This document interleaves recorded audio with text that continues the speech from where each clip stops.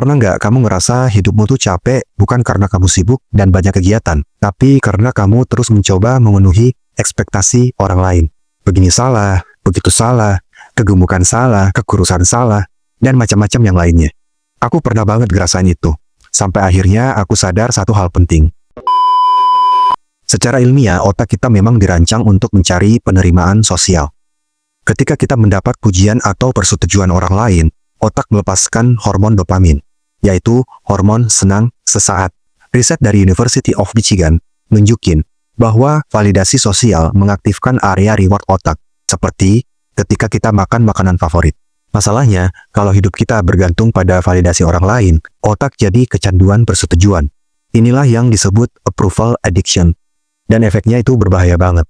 Kita mulai menjalani hidup sesuai standar orang, bukan sesuai kebutuhan jiwa kita. Inilah yang disebut energi bocor. Ketika kamu pakai energi untuk membuktikan diri, bukan untuk mengembangkan diri sendiri. Dulu aku pernah begitu. Aku ngikutin standar orang supaya terlihat sempurna. Padahal jauh di dalam hati, aku tuh nggak bahagia. Aku bahkan nyaris nggak kenal diriku sendiri. Dan itu, capeknya luar biasa. Sampai akhirnya aku sadar, hidup itu bukan tentang cocok di mata orang lain, tapi cocok di hati sendiri. Ada dampak negatif ketika kamu terus memenuhi standar orang lain. Yang pertama, kamu kehilangan identitas aslimu. Pelan-pelan kamu lupa siapa dirimu, karena seluruh keputusan dibangun dari apa yang orang mau, bukan dari apa yang hatimu butuhkan. Yang kedua, mental gampang drop.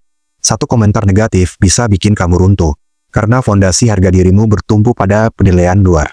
Yang ketiga, energi cepat habis. Berpura-pura kuat dan terlihat sempurna itu melelahkan. Kamu kehabisan tenaga untuk menjaga citra, bukan untuk menjalani hidup. Yang keempat, overthinking berlebihan.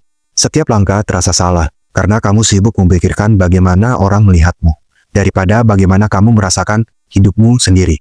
Yang kelima, hidup terasa hampa. Walaupun kamu kelihatan berhasil, jiwamu tetap merasa kosong, karena kamu hidup demi tepuk tangan, bukan kebahagiaan yang jujur.